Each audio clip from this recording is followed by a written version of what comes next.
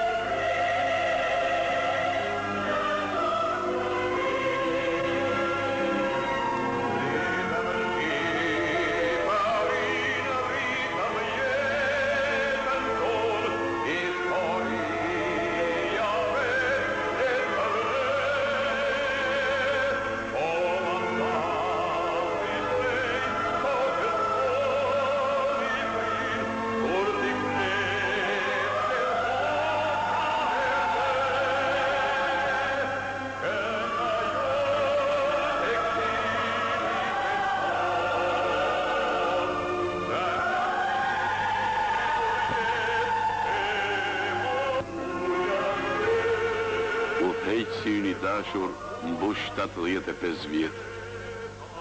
Jeta e tij ka rrjedhur përmes ndeshjeve e ngjarjeve më të shënuara e më jetike në historinë e Shqipërisë e të kombit tonë.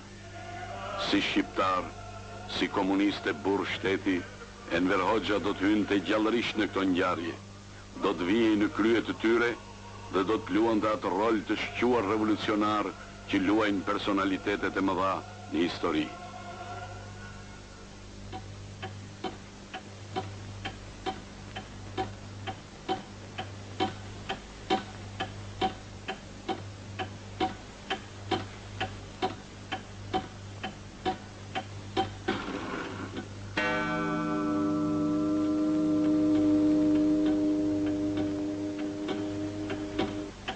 Ai lindi në këtë shtëpi nga një familje patriote gjirokastrite me 16 tetor të vitit 1908.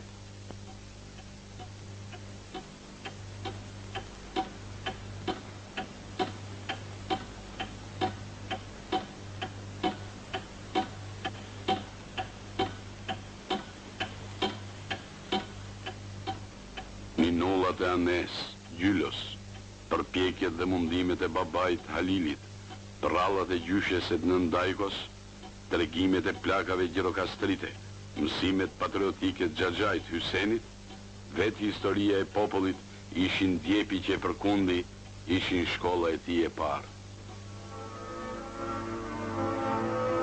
Ishte koha kur Shqipëria kalonte momente ngjarje nga më jetike në historinë e saj.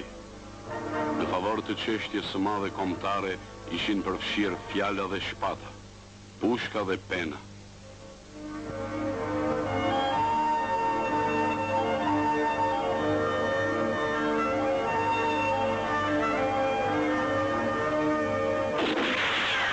6 muaj para lindjes së tij, plumbat e qetës kryengritëse të Çelçisë Topullit shtrinë në këtë rrugë bimbashin otoman. Tillë pas kësaj në këto kodra, te ky rrap u zhvillua betejë e njohur e Mashkullorës.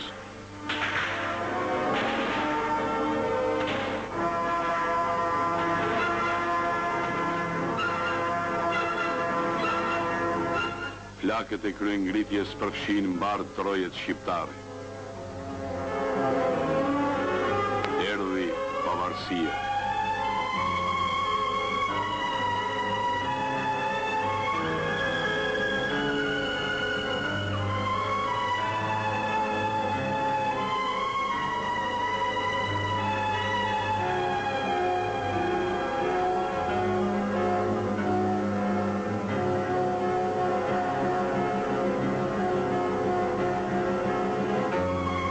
Më vonë, shoku Enver do të kujtonte me nderim fjalët e xhaxhait të tij, Hysenit, Babaçenit, siç do ta quante ai gjithë jetën. Ky plak me floke me mjekër të bardhë është Ismail Qemali. Prapa ti jam edhe unë. Ja, ky me sarek të bardhë. Të gjithë ne jemi mbledhur në kuvend në Vlorë, kur ngritëm flamurin, shpallëm pavarësinë dhe formuam qeverinë e parë.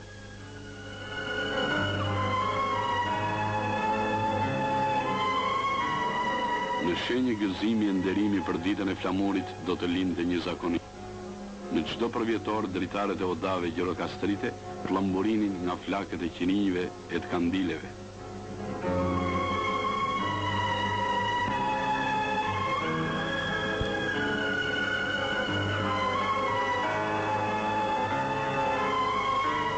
Por gëzimi i fitores historike nuk zgjati shumë.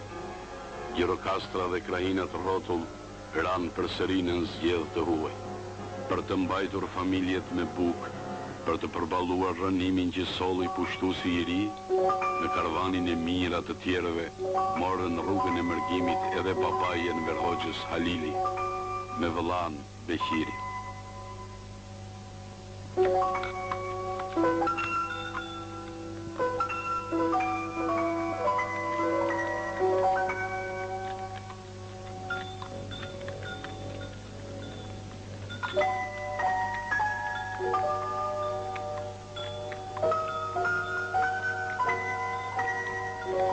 Në këtë qytet me çudirat e bukuritë e veta, me hallet e me gëzimit, në për sofat, rrugët e rrugicat, në kubet, oborret me puse me pllaka guri, në odat, te kovaçanat e vigjitëve, buzë përrenjve e rregullimave, do të kalonin fëmijëria dhe vitet e para të rinisë.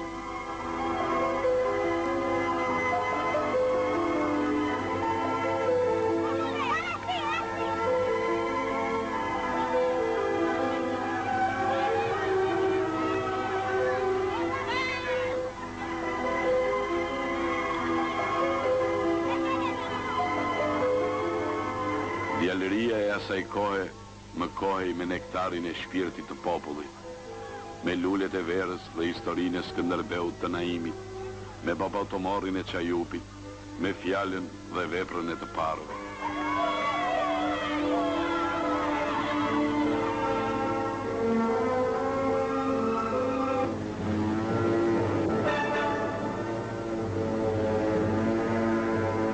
Në festimet e nëntorëve të lirë, djaloshit 12 vjeçar Enver Hoxha do t'i binte nderi të bëhej flamurmbajtës.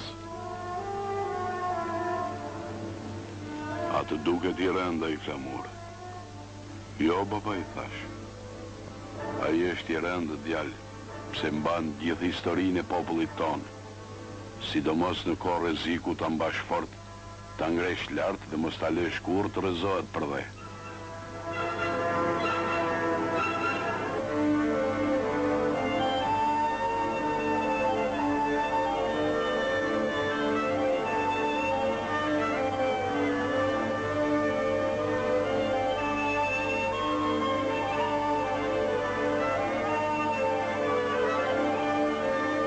Në vitet 1923-1900 ai vazhdoi me sukses liceun e Gjirokastrës, ku u shqua për zellin, pasionin dhe rezultatet e larta në mësime.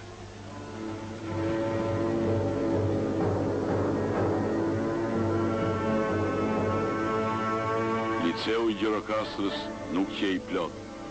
Për të mbaruar shkollën, në tetor të vitit 1927, Enver Hoxha largohet nga qyteti i lindjes. Ishte udhëtimi i tij i parë në Paradhe.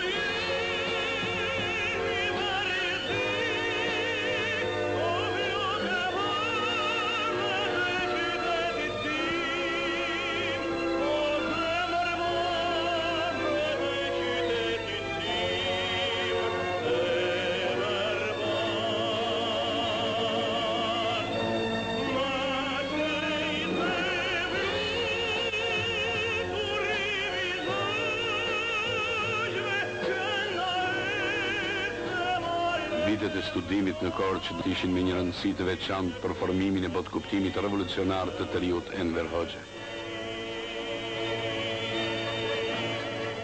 Liceu i Korçës ishte një qendër e ideve përparimtare. Atje të rinjt ushqeheshin me ndjenjat e urrëties kundër feudalizmit dhe obskurantizmit.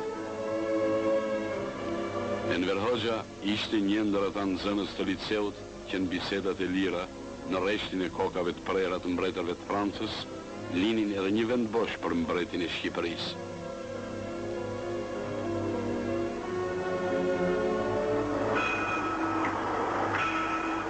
Korçë, ky qytet me traditat shquara, me njerëzit e saj patriote përparimdashës, veçanërisht me punëtorët serioz, kërkues e kurajoz, do të ushtronte një ndim të fuqishëm në formimin e botkuptimit të shokut Enver.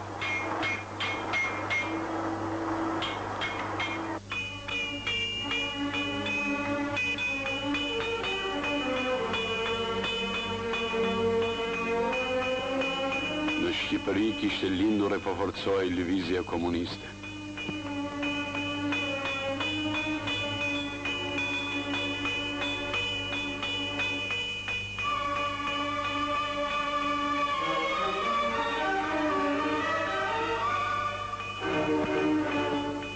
Erdhi djalë fare i ri, me etjen e madhe për dije, kulturë e përparim.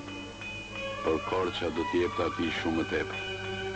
Në mes punëtorëve komunistëve u brumos me idetë e komunizmit shkencor.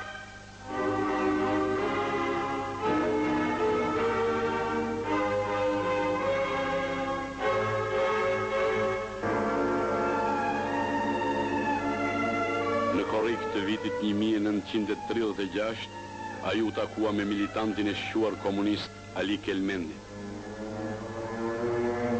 Ishin ditët kur mbreti reaksionar i vuri revolucionarit të shquar alternativën, ose largohu nga Shqipëria, ose do të mbylleshte 7 penxheret.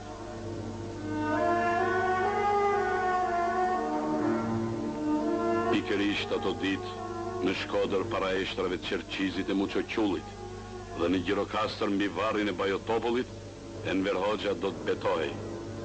Djalëria që po më këmbet, ju zotohet mbi këtë varr, se nuk do t'i mungoj as vullneti dhe as kurajua, kur ka për të ardhur puna që të përgatitet një Shqipëri e lumtur, një Shqipëri e begatshme.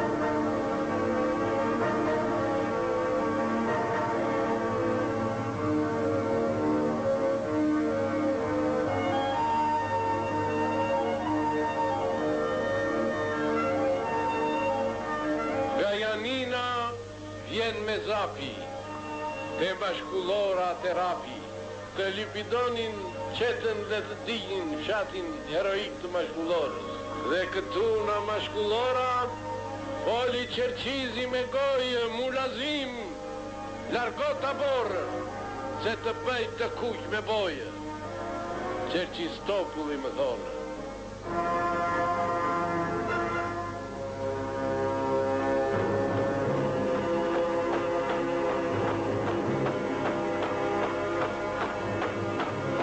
Gjimja në dolak i zogut ndërsa shtypte me dhunë çdo gjë përparimtare demokratike, çdo ditë më tepër japte udhën politikës italisë fashiste në Shqipëri.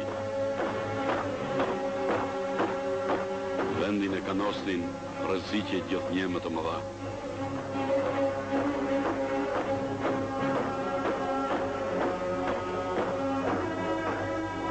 Shekullin e 20 e kërcënonte me sjete.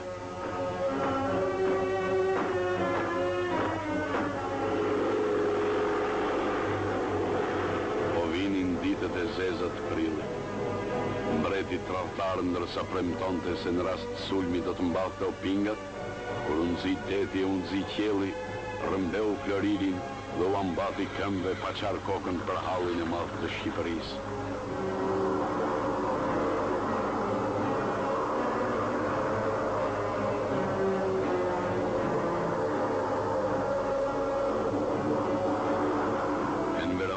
Së bashku me komunistët, u ndodh në krye të demonstratave që dhe në Korçë, si në mbar vendin shpërthye në prag të pushtimit.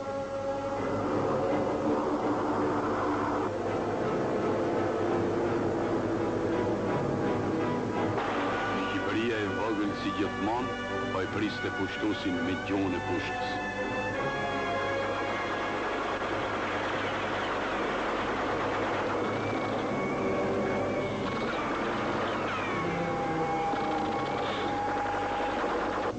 Më pas, generalet e mbetur gjallë nga kjo ushtri këmishëzinsh do të vinin prap në malet tona, veç këtë radhë për qetur e mbledhur e eshtrat e hordhive të tyre.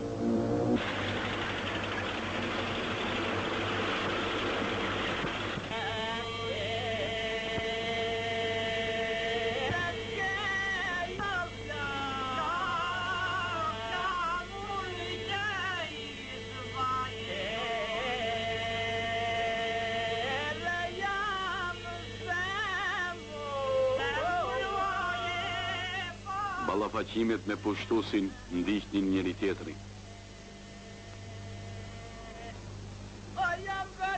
Në bllokun e lajmërimeve të liceut, ku profesorët porositeshin të mbikëqyrnin studentët që të mos përziheshin në trazirat politike, Enver Hoxha nuk pranon të nënshkruaj.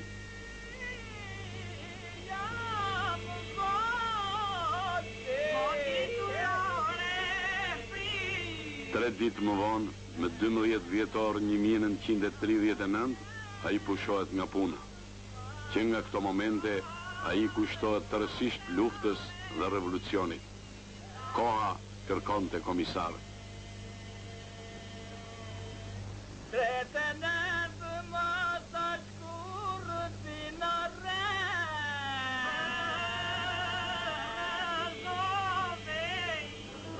Para grupeve komuniste shtroheshin detyrat e një rëndësie të jashtëzakonshme.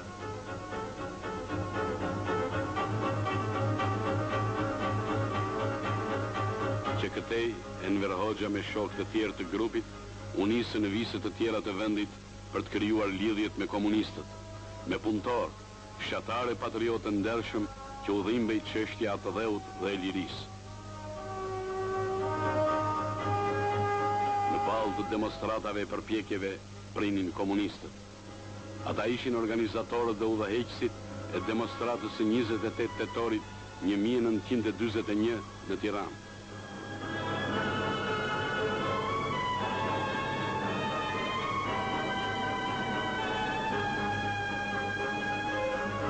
Që ato ditë nisi për shokun Enver Hoxha jeta ilegalit, jeta e revolucionarit profesionist.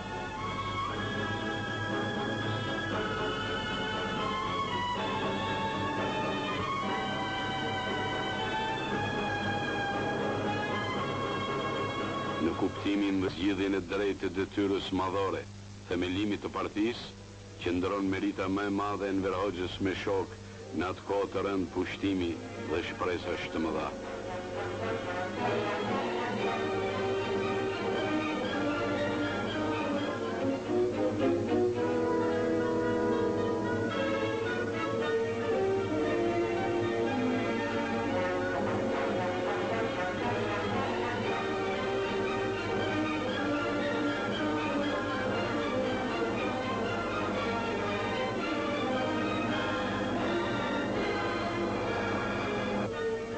Linde dita e madhe. Shok, sot në 8 nëntor 1941, përfaqësuesit e 3 grupeve komuniste, të Korçës, të Shkodrës dhe të Rinjve, të mbledhur në seancë plenare dhe pas diskutimeve konstruktive me frymë komuniste, duke u bazuar në mandatin që u kanë dhënë shokët e grupeve të tyre, themeluan Partinë Komuniste të Shqipërisë. Kush është pro, të ngrej dorë.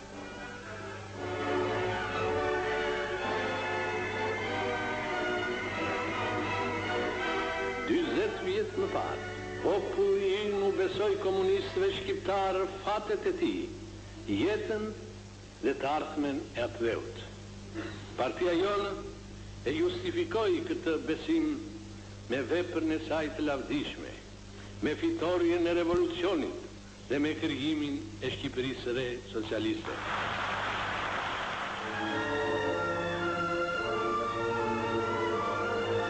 Bara ishte e rëndë. Themeluesi i partisë përpunoi një vit të qartë politike, organizative, ideologjike, një strategji largpamse marksiste-leniniste.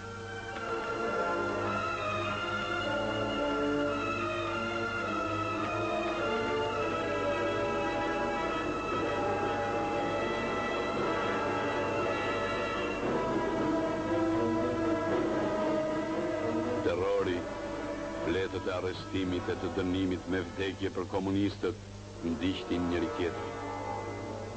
Por historia po shkruaj ndryshe. Vendimet e fashizmit do të zverdheshin zyrtareve, kambana e vdekjes po binte për armiqtë e popullit shqiptar.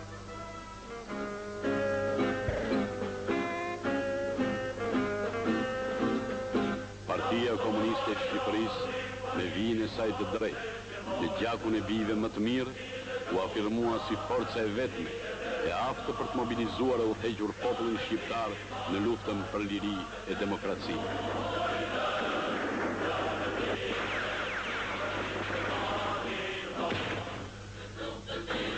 Përmes zjarrit të luftës, nga gjiri i popullit dolën e u kalitën në kuadrët e partisë. Në krye të tyre bashkë me ta, shoku Enver do të gjendej kurdoherë në zemër të ngjarjeve kyçe të jetës së partisë e të luftës shtirimtare.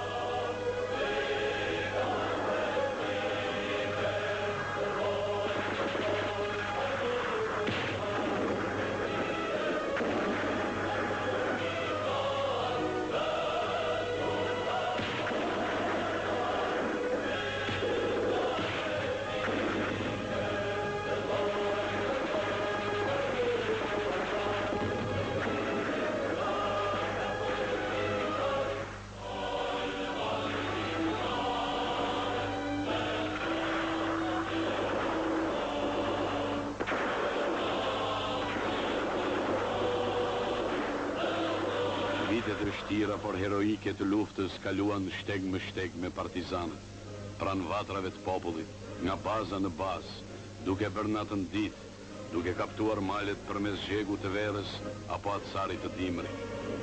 Udhët e luftës kalonin nga Peza në Labinot, nga Martaneshin Tragjas, nga Galigatin Kucak e nga Panaritin Helmës.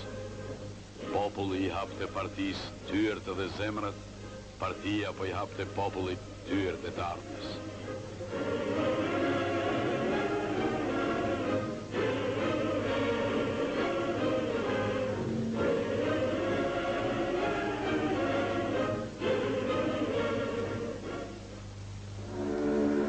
Në kulmin e listëve bashkëpunëtorëve të tyre, ballistëve, zogistëve e kujslingëve, një tjetër rrezik i madh ju ka nos Shqipërisë, rreziku anglo-amerikan.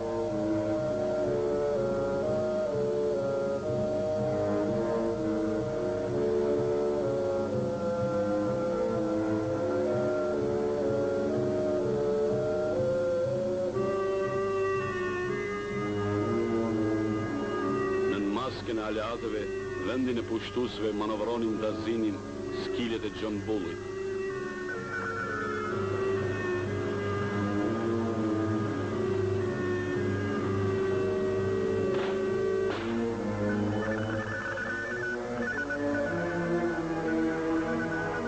Por komandot angleze, sa po vun këmbët në Shqipëri, i priti ultimatumi Enver Hoxhës.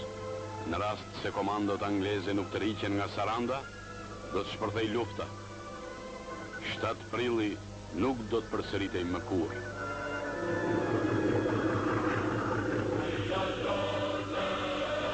Shqipëria tani kishte zot.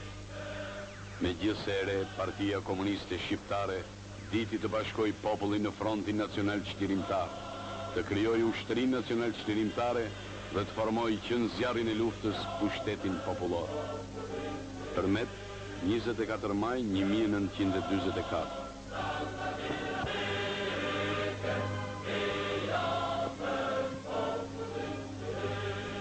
Në këto momente, zemrat tona, zemrat e gjithë popullit shqiptar, kufojnë nga një gëzim i papërshkruar. Dhe nga një besnikëri e pafund për partinë tonë të lavdishme, që u mohoqi popullin tonë në përmjet kaqe fortunave të mëdha dhe e nxori në dritë. I dha popullit tonë shkumbojtur heroike të lavdishëm, lirinë, independencën, i ati pushtetin, në duat e tij, dhe u hoqi atë dhe u dhejt në rrugën e ndryshme të socializmit.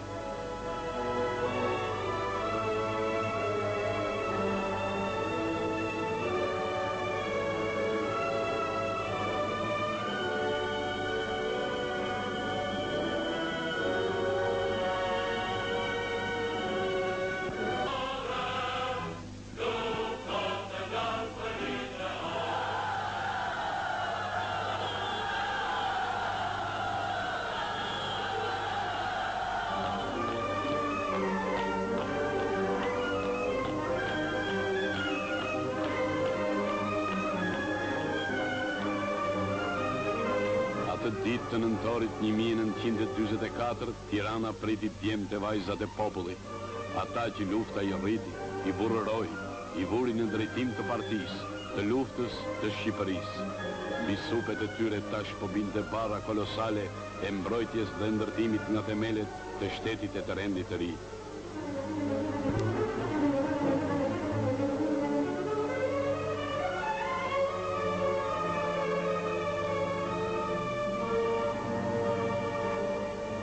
Epoka e re filloi. Nga e kaluara ajo trashëgoi shkatërrim, prapambetje, varfëri, obskurantizëm.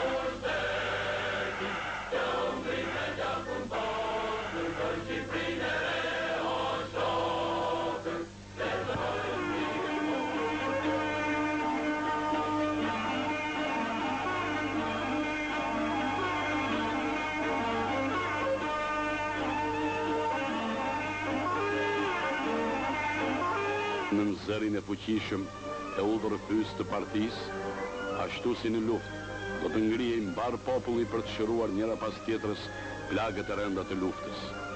Ai zë do të emociononte e do të ngrinte pesh punëtor, fshatar, të rinjët moshuar për punë ndërtimtare.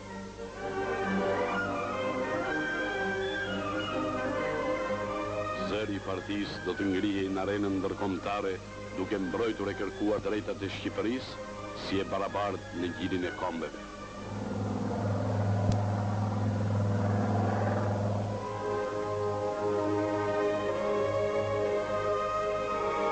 Vjet më parë, po në këtë Paris, në këtë rrugë, ecste studenti Enver Hoxha, që i lënë pa bursë nga mbretëria zogiste, ishte detyruar të ndërpriste studimet në Montpellier.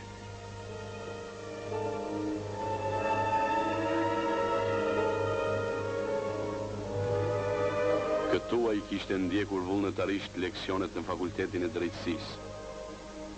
Futej në ambientet e punëtorëve parizian. Frekuentonte klubet e edukimit marksist të Partisë Komuniste të Francës, thellohej në mësimet e revolucionit francez, njihej më shumë me përvojën e fammadhes komunë të Parisit.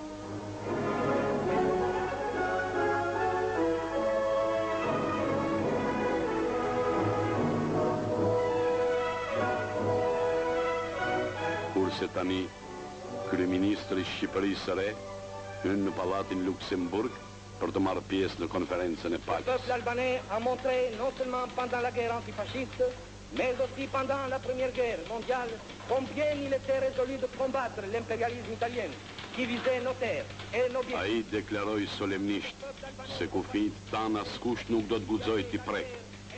E gjithë bota duhet ta dijë se populli shqiptar nuk lejon që të diskutojnë kufijt e tij dhe toka e tij. Partia i tha hapur popullit, se s'janë konferencat ndërkombëtare ato që sigurojnë pavarësinë dhe zhvillimin e vërtet kombëtar. Në unitet rreth partisë, me punë e vigjilencë, do të ndërtohej e do të mbrojë Shqipëria e re.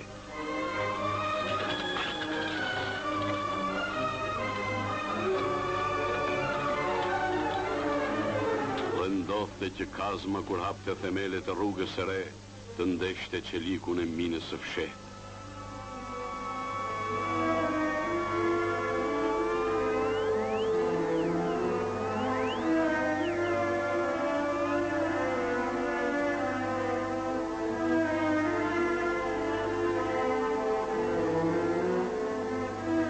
Një rrezik tjetër i madh kanoste Shqipërinë. Ishte tepër e vështirë të dalloje e të krijoje një mendim të saktë për të. Ky ishte rreziku i shovinistëve jugoslav, rrezik tepër i vjetër për Shqipërinë, por që tani mbartej nga vetë udhëheqja e Partisë Komuniste Jugoslave me në krye Titon. Gjithnjë më tepër udhëheqja e shëndoshë e Partisë Komuniste Shqiptare me shokun Enver Hoxha në krye, po bindej se prapa buzëqeshjeve dhe pompozitetit të miqve, fshieshin qëllimet e errta anti-shqiptare dhe anti-marksiste.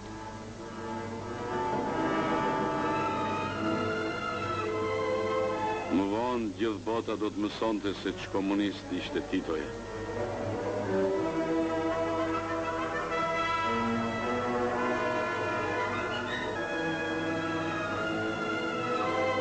Premtimet e bujshme që shoqëroheshin me varganët e zerove në letër, manipulimet prej matrapazësh me konventën ekonomike, grabitjet e hapura, intrigat dhe veprimtaria agjenturore të dërguarve jugoslav e shtynin udhëheqjen e Partisë Komuniste Shqiptare të reflektonte thellë.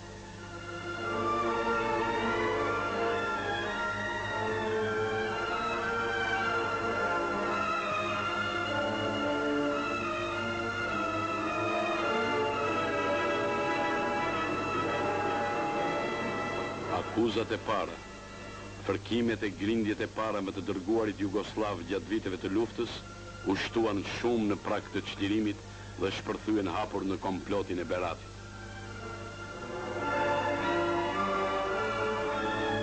Pikërisht në momentet kur ndeshja me udhëheqjen jugoslave po bëhej gjithnjë më ashpër, kur veç të tjerash, Titoja me shok po bënin gjithçka për ta mbajtur Partinë Komuniste Shqiptare të izoluar, Josif Vissarionović Stalini ftoi dhe priti në Moskë delegacionin shqiptar të nivelit të lartë me në krye shokun Enver Hoxha.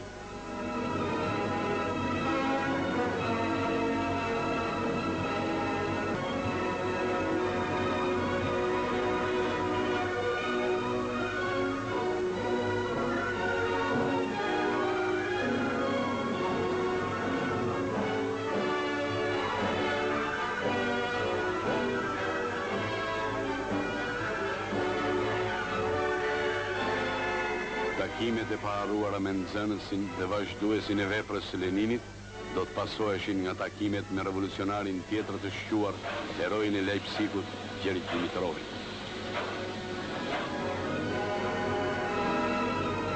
Atmosfera e ngrohtë dhe vllazërore që Josif Vissarionović Stalini e Dimitrovi u rezervuan përfaqësuesve të popullit e të komunistëve shqiptar, fjalët, mësimet dhe këshillat e vyera që dhanë, përbënin edhe një konfirmim drejtësie për vijin e ndjekur nga Partia Komuniste Shqiptare, edhe një mbështetje për krahje internacionaliste për të ardhmen. Shqipërisë dhe kthimin e saj në një republikë të shtatë të Jugosllavisë.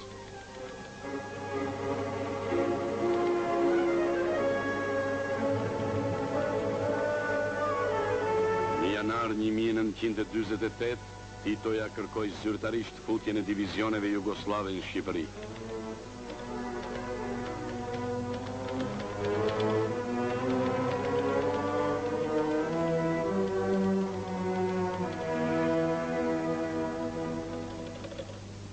Përballë këtij rreziku të madh, pjesës së shëndosh të udhëheqjes së partisë me shokun Enver në krye, i mbetej vetëm një rrugë, i kundërvijej hapur, botërisht udhëheqjes jugoslave si një grupi antimarksist e anti-shqiptar. Në këto momente u bë e njohur se edhe Stalini me shok kishin arritur në të njëjtat konkluzione. Filloi denoncimi publik i titizmit.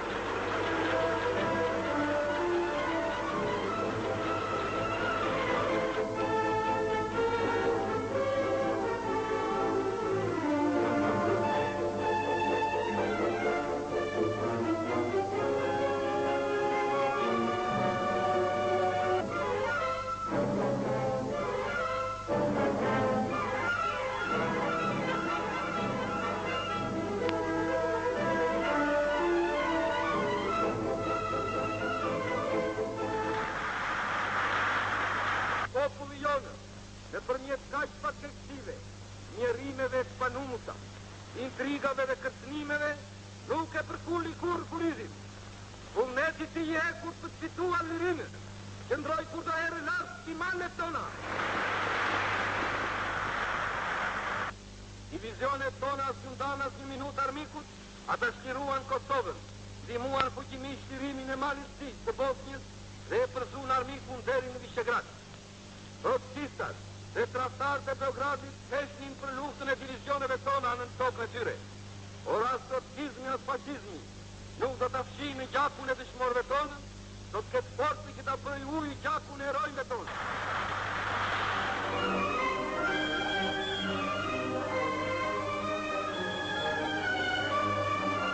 Nëntë ditët e kongresit të parë të partisë, 9 ditë punë intensive, raporti i gjatë i thellë, fruti një pune të lodhshme shkencore dhe diskutimet e gjalla e të pjekura, përgjithësuan të shkuarën, projektuan të ardhmen.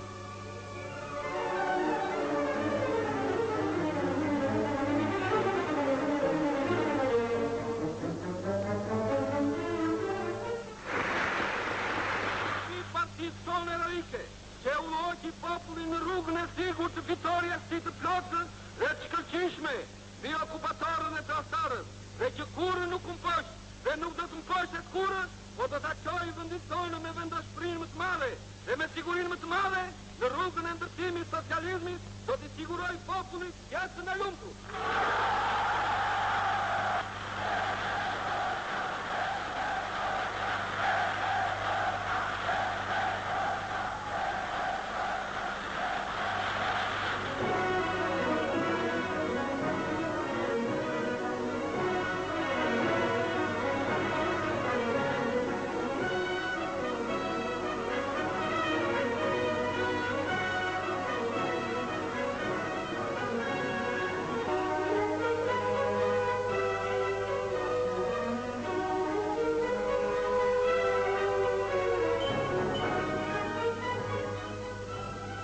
krah për krah me popullin.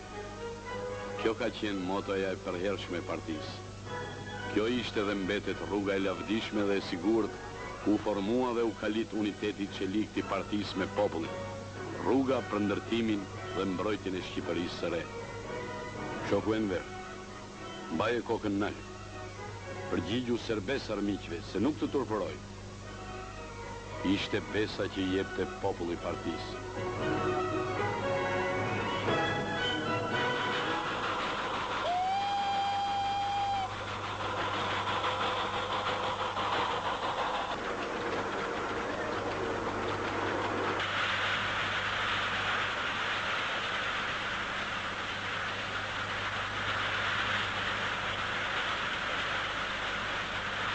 Realiteti çdo ditë vërteton të drejtësinë e vijës së partisë. Reforma agrare, industrializimi i vendit, kolektivizimi i bujqësisë po transformonin Shqipërinë. Socializmi zgjonte vullnetet e ndrydhura të shekujve dhe nxirrte në pa vitalitetin e popullit ton trim, punëtor e të talentuar.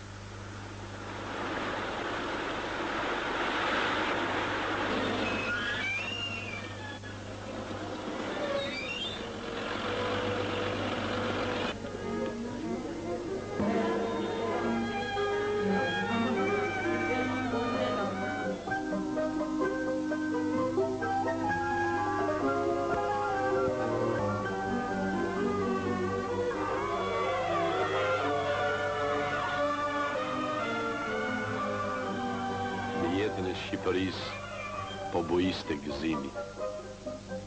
Ai do të rritej vit pas viti, si vendi, si njerëzi. Dhe kur të lonte qytetet të borës, të gjithë do të bëheshin pakës fëmijë.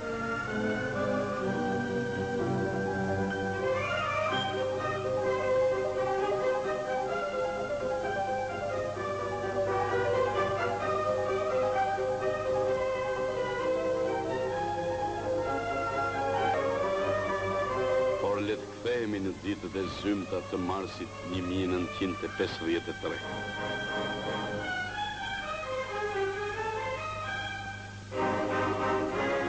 Betohemi sot para shokut Stalin se do t'i qëndrojmë në besnikët çështjes madhe të Leninit dhe të Stalinit dhe do të ngrojmë lart zonat tona dhe do të sulmojmë me vrujë përpara për të korrur fitorie të reja. Por ne Stalini nuk ka vdekur. Nuk mund të vdesi kurrë. Ai rron dhe do të rrojë në shekuj.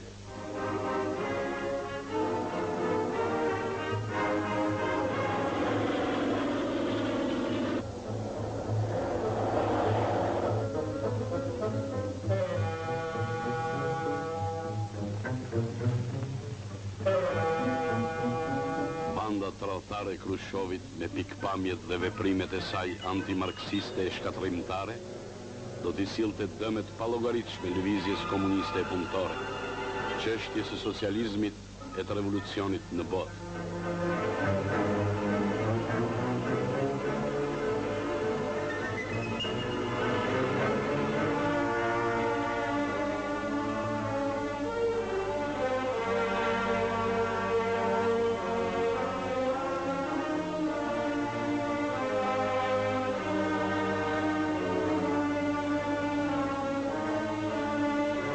Presionet dhe shantazhet përplaseshin njëri pas tjetrit mbi udhëheqjen e partisë sonë.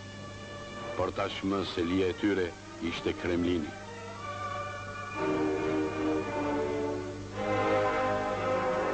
Në maj 1955, Partia Punës Shqipërisë zyrtarisht kundërshtoi vendimin arbitrar të Krushovit për të rehabilituar klikën e Titos.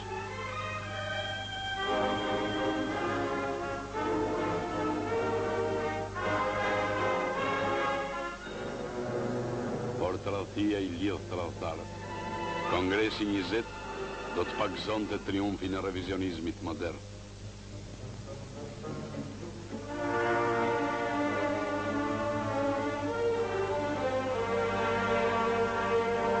Përsëri reflektime të thella. Ditën e të tëra në krye të byros politike, në selinë e Komitetit Qendror të Partisë, apo në këtë sallë, me shokët ose vetëm gjera afër mëngjesit, udhëheqësi i partisë ndiqte hap pas hapi ngjarjet, analizonte situatën. Revizionizmi modern, duke shtrembëruar marksizëm-leninizmin, kërcenonte drejt për drejt edhe fatet e socializmit në Shqipëri, lirinë dhe pavarësinë atë dheu.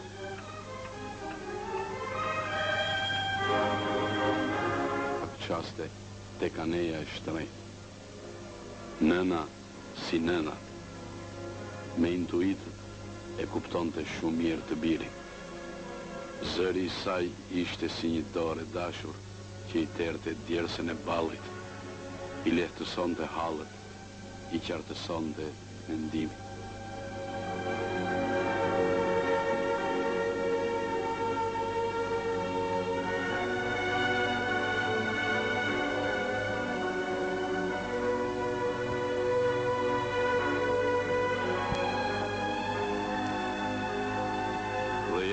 Mbi dokumente, radiograme, orientime për shokët, vetiu u shfaq përsëri firma e viteve të luftës, Shpati.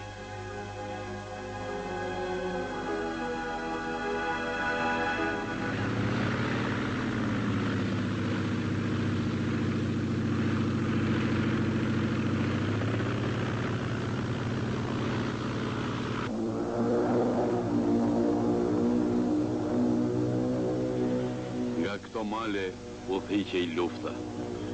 Të zhveshur, të pangrënë e pa armë ishin partizanët, i pakapërcyeshëm duke i rrethimi nazist.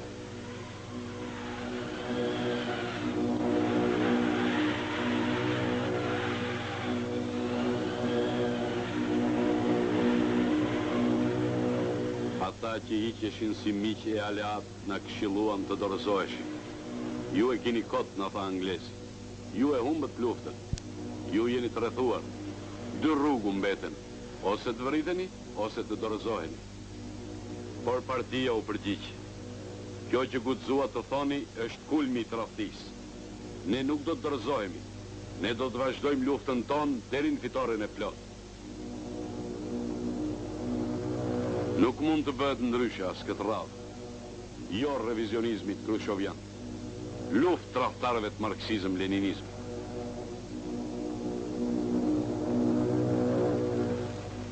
Në vitin 60, e në veri prapë në Moskë, ja përplasi në fytyrë, çuditi gjithë një botë. Në vitin 60, e në veri prapë në Moskë, ja përplasi në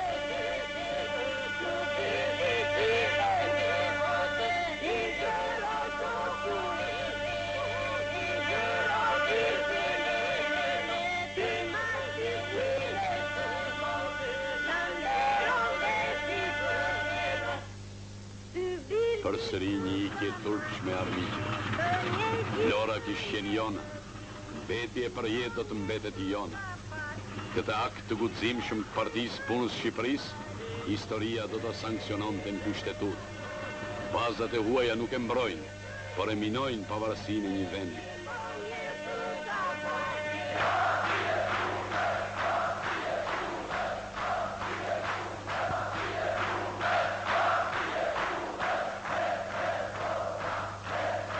Armiqtë e partisë dhe popullit tonë, imperialistët dhe revizionistët, na kanë halë në sy dhe na urrejnë.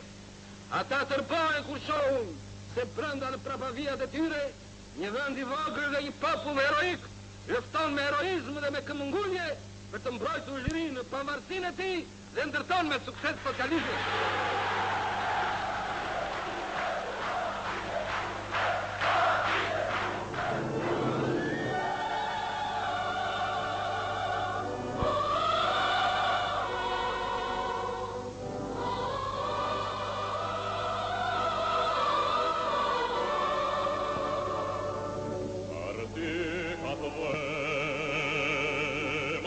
Bucură de car, me muci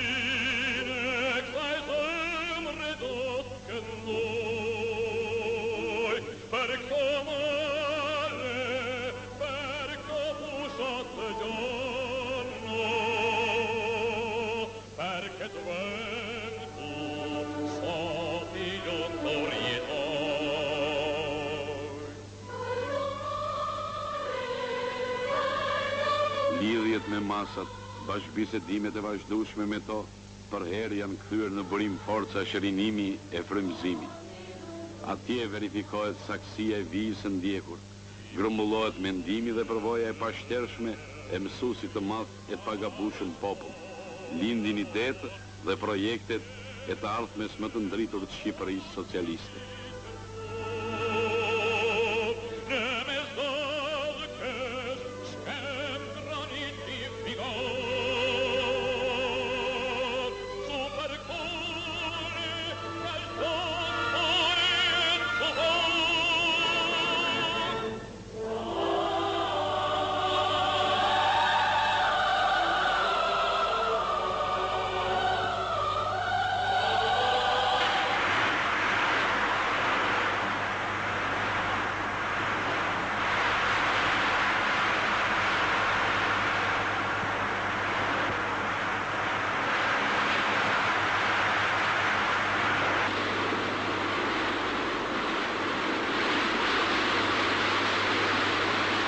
Koha e re kërkon ritme të reja, për masa të reja. Ndërtuam në fillim hidrocentralin e parë Lenin dhe i quajtëm gjigant. Gjigant me 5.000 kWh. Po si duhet quajtur fjerza me 500.000 kWh? Po kaskada hidrocentraleve mbi Drim, reflekset e së cilës derdhen e llamburisin në të gjithë Shqipërinë?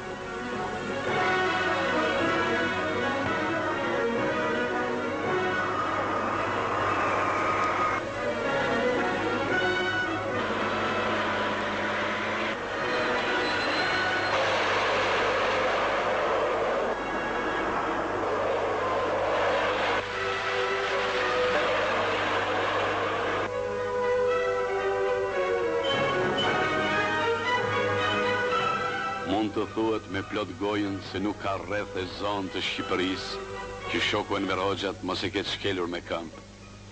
Nuk ka vepër të 5 vjeçarëve ku ai mos ketë qenë një ose ta herë.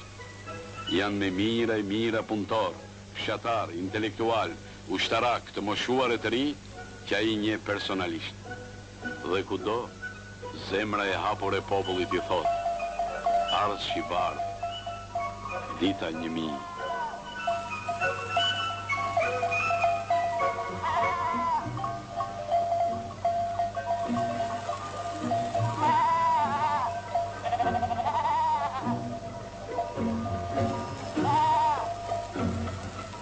Transformuam në këto vite fushat dhe malet, qytetet dhe fshatrat, mendjet dhe zemrat.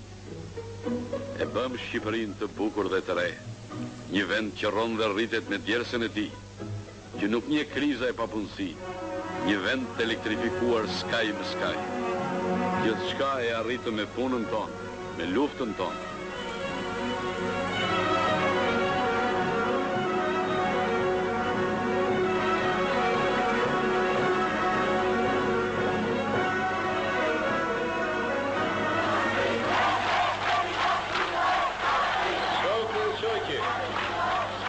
Vëllezër, mëma dhe motra, drobullite, më vjen shumë keq që koha sot na bëri me shi edhe u lagët.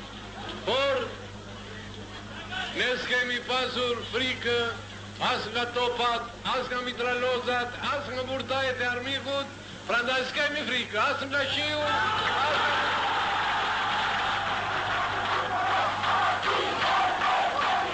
Aristopoli, ego o Enveris, Zencero Elenika. Dora, Allah, do të flasë në Shqipë.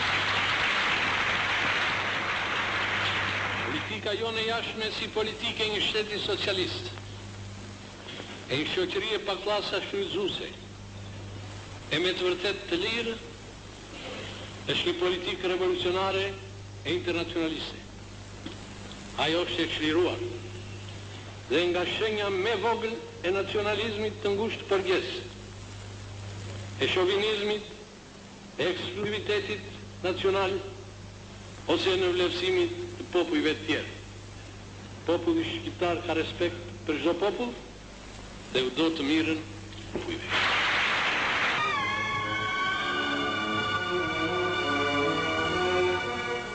Partia I dha hof të ri dhe I hapi shtigje të reja shpirtit krijues të popullit.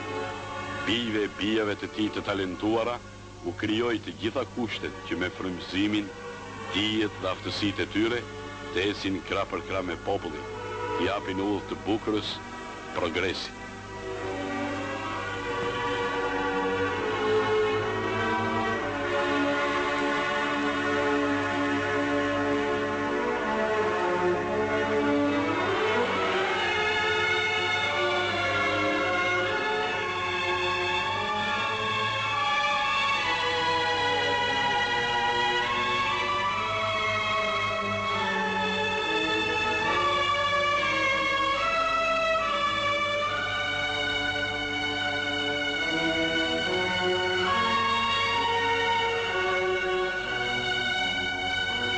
Që të zgjojë kjo botë e përgjumur, që të shpërthenim këto forca të ndrydhura, djemtë e vajzat më të mirat këtij vendi u bën ballë vuajtjeve e mundimeve, bën fli edhe jetën e tyre. Vitet e halleve të përpjekjeve hodhën borën e thinjave mbi supe, por era e lirisë gjithmonë ngro zemrat e na bën të ecim krenar, se asgjë nuk ursyem për të vënë në vend amanetin e të rënave.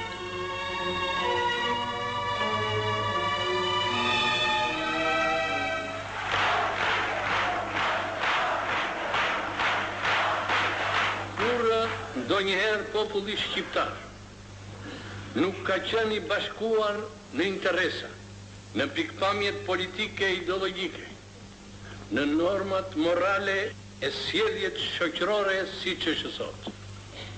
Ky unitet I qelikt, I fartuar nga partia në betejë heroike të shtirimit të dheut dhe në transformimet e mbëdha socialiste, qëndron sot në themelet e pushtetit popullor, të lirisë e pavarësisë së dheut dhe I bën ato të patundura, të pathyeshme.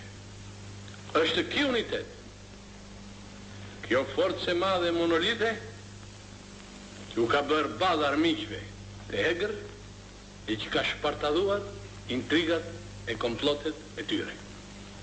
Në këtë unitet të partisë e të popullit theu kokën dhe me veçeu, një nga tradhtarët dhe armiqtë më të rrezikshëm të Shqipërisë socialiste.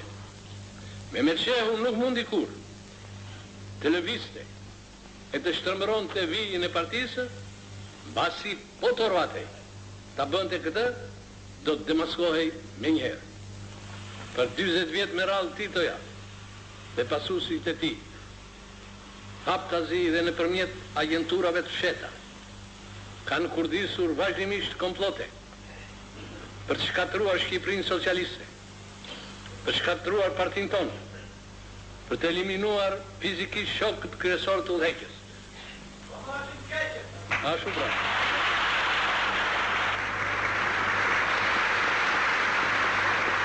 Popull I vogël ishte ky yni në luftën e ditë botërore, por vetëm për vetëm dhe I parmatosur, hyjtë e likuidoi një numër të konsiderueshëm divizionesh fashiste italiane e naziste gjermane.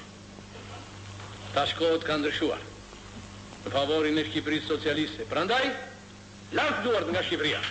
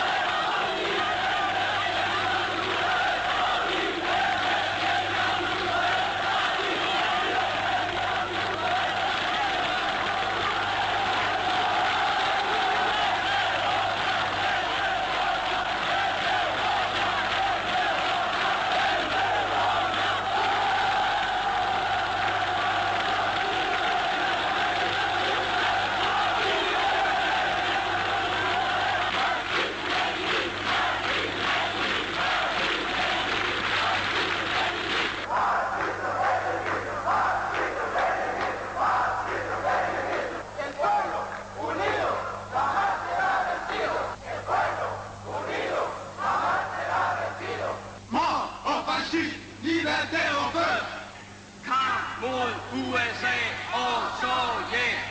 Stop hver en fase.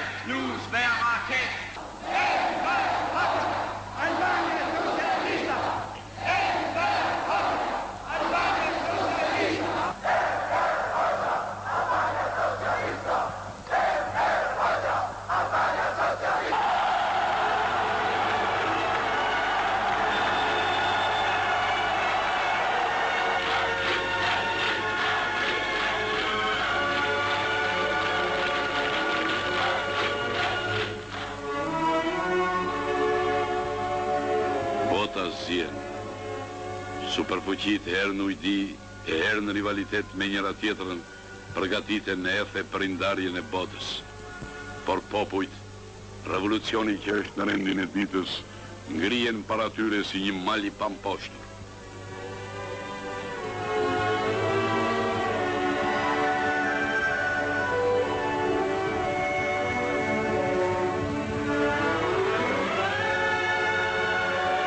Mendimi marksist-leninist i partisë dhe udhëheqësit të saj, ky thesar teorik dhe praktik, ka qenë dhe mbetet në duart e komunistëve të masave udhëheqje e përhershme për veprim.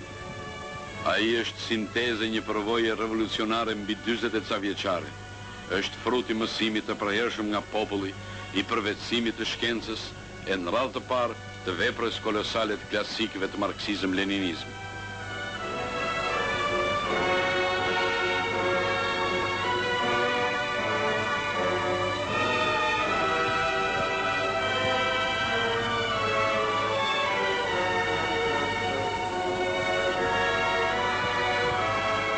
Ashtu si në rini, shoku Enver mbetet për herë një lexues i pasionuar i librit politik e filozofik, ekonomik e letrar, historik dhe i shkencave eksakt.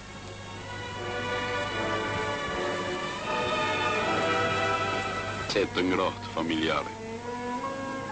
Dhe ndodh gjatë saj të vërshejnë kujtimet e paharruara të skalimit.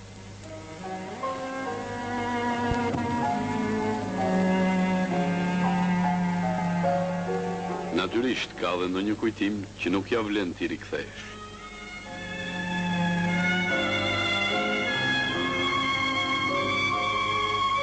Dhe kur te kjo tavolin, te ky kabinet ku kanë rrjedhur 25 vjet punë, rivjen e kaluara, duhet marrë përsëri bloku. Le të derdhet jeta qetësisht në letër.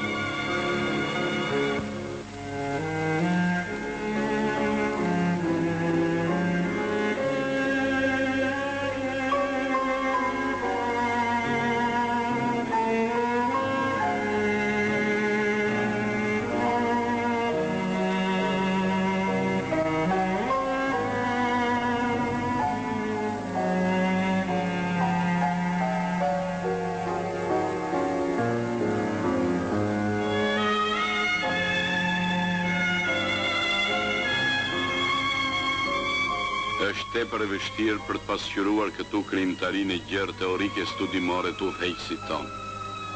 Ajo rritet dita nga ditë dhe përfshin të gjitha fushat e jetës e të veprimtarisë. Vetëm sa për të krijuar një ide, le të ndalemi fare shkurt në një temë: ngjarjet e viteve të fundit në Kosovë.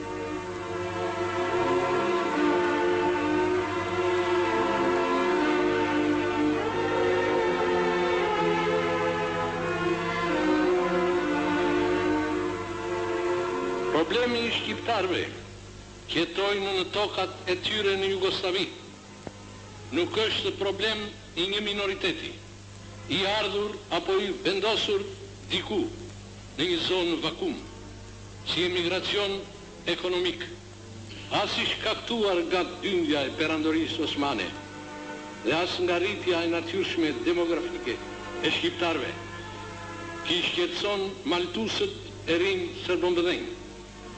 Shqiptarët në Jugosllavi përbëjnë një etni, një popull të formuar në shekuj, që ka historinë, gjuhën, kulturën e vet autoktone, të cilin si shlihet e coptuan dhe shkëputën nga Mëmdheu fuqitë e mëdha imperialiste dhe i aneksuan Jugosllavisë.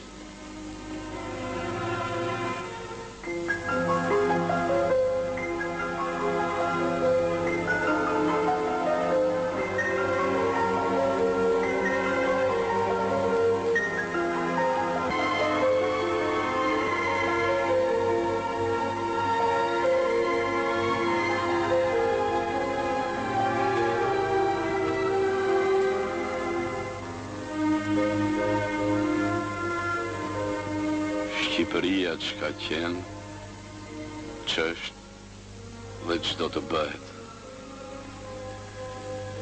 Vepra e rilindasve të mëdhej qëndron për herë një manet i shnit që babalarët u alen fëmijëve, brezave. Ja kështu rrjedhin vitet. Detyrat e mëdha që i kanë ngarkuar partia dhe populli, a i ka mbajtur mbi supe e i ka zgjidhur bashkë me shokët. Me ata që i kanë qëndruar e i qëndrojnë besnikat të dheut dhe socializmit.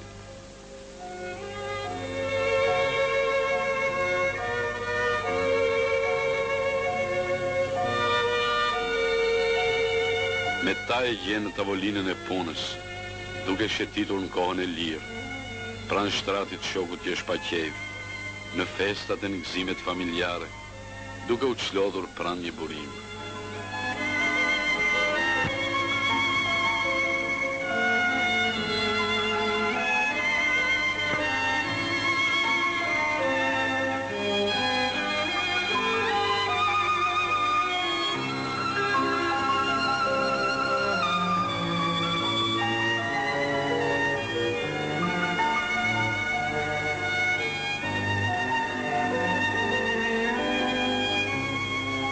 Gjithmonë mes njerëzve, mik shtëpije në gëzime në hallë, shok i paharruar i fëmijërisë.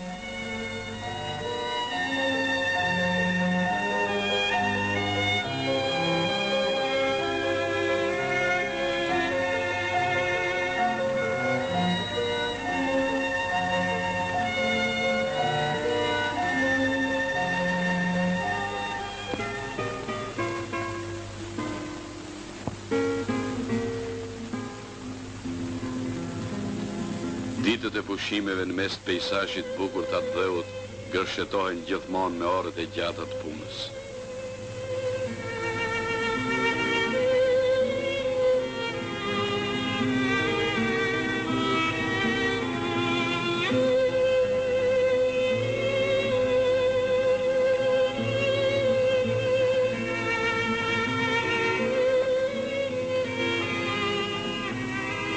Dikush hyn papritur në kabinetin e punës. E kush mund t'i ndalojë fëmijët? Mbesa e vogël ka edhe ajo nevojë për gjyshin. Kanë nevojë për përkëdheljet e tij niprit e mbesat. Kanë nevojë për fjalën e tij fëmijët të afërmit.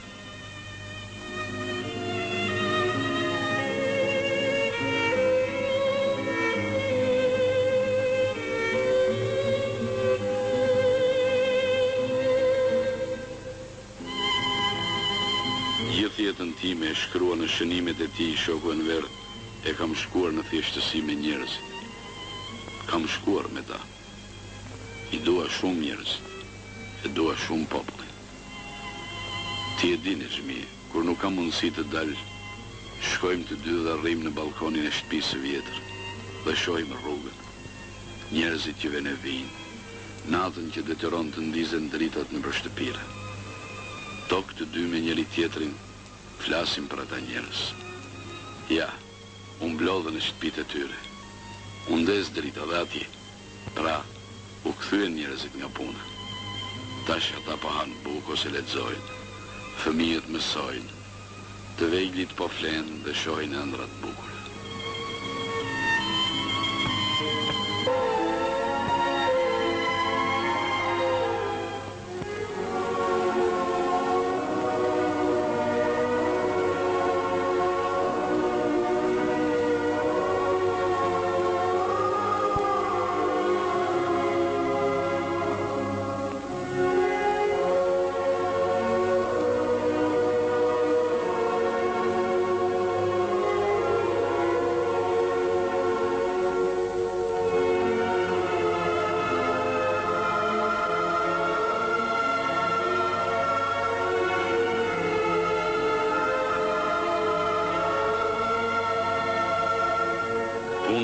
vazhdueshme, idealet e larta, dashuria e pakufi për popullin, për partinë, e mbajnë njeriu kurdoherë të ri, kurdoherë të gjallë e aktiv, kurdoherë në krye të detyrës.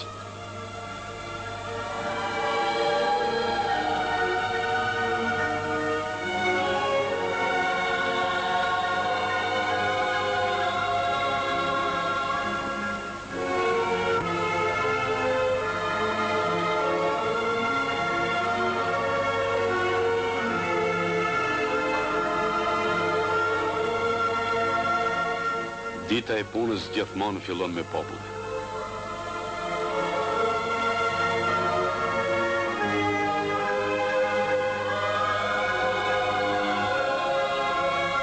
Tek çdo letër është njeriu, me mendimet, shqetësimet e hallet e tij. Tek të gjithë është e duhet të jetë partia.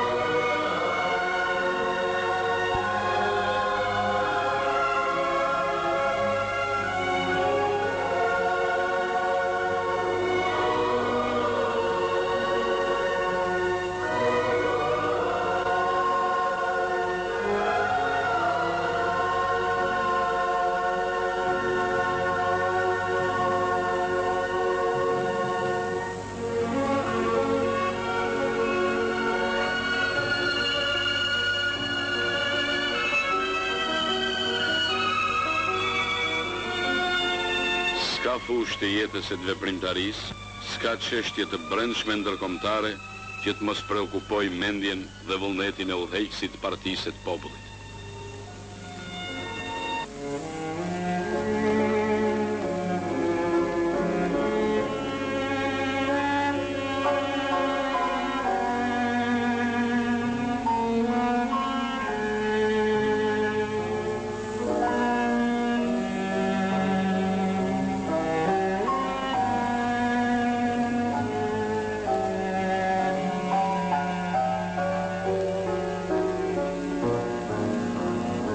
Zhvillimi ekonomik e kulturor i vendit, hartimi i planeve të shtetit, forcimi i mbrojtjes së dheut kërkojnë punë të thellë, sistematike e shkencore, dije të gjithanshme, vullnet të patundur në punë, mendje të kthjellët, dorë të sigurt.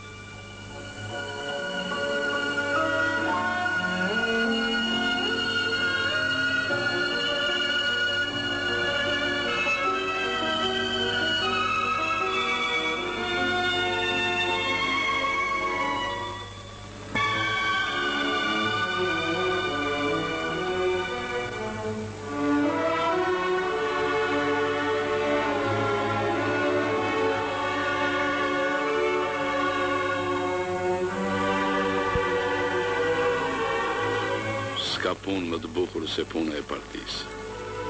Ajo është shkencë, ajo është artë, ajo është e gjithanshme dhe e pafund. Ajo ka të bëjë me të sotmen dhe të ardhmen e socializmit. Pulsi i saj është pulsi i jetës së vendit.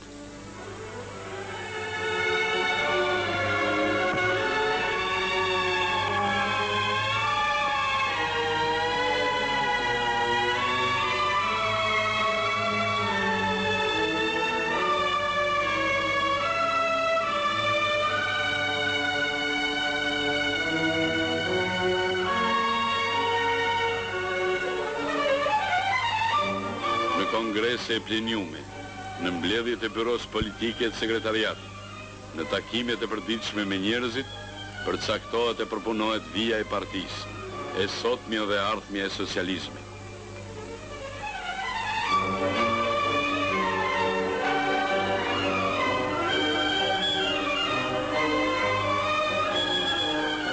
Ta forcojmë e ta mbrojmë parreshtur partinë. Tjetë ajo gjithmonë në komandë, në çdo fushë të jetës, të ekonomisë e të kulturës, të shkencës e të mbrojtjes. Ta mbajmë për erë të pastër, si zgjuar e të re, si që janë të reja idealet e saj, si që është vazhdimisht i ria të dheu, si që janë vazhdimisht të reja mendjet e zemrat e njerëzve tanë. Ky është sekreti i rinisë sonë përhershme i revolucionit tonë në marshim.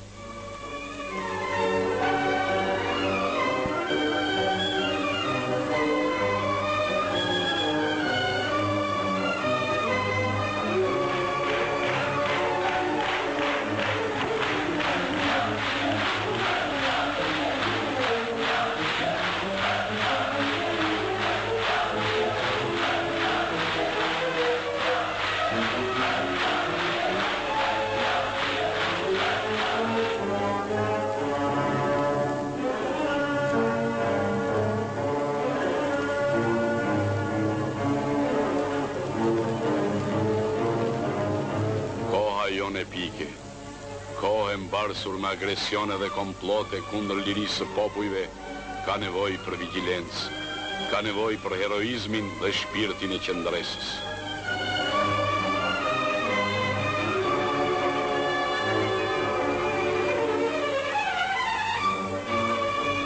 Jeta është luftë, dhe kur kjo luftë fitohet, jeta bëhet e bukur dhe e begatshme.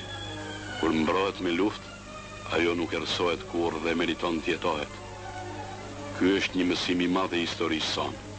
Ky është gjithashtu besimi im i patundur që ka mbrojtur tek unë partia me ideologjinë e saj, marksizëm-leninizmi, që më ka ngulitur populli im, të cilëve u kam shërbyer e do t'u shërbej pa kursyer asgjë gjatë gjithë jetës sime.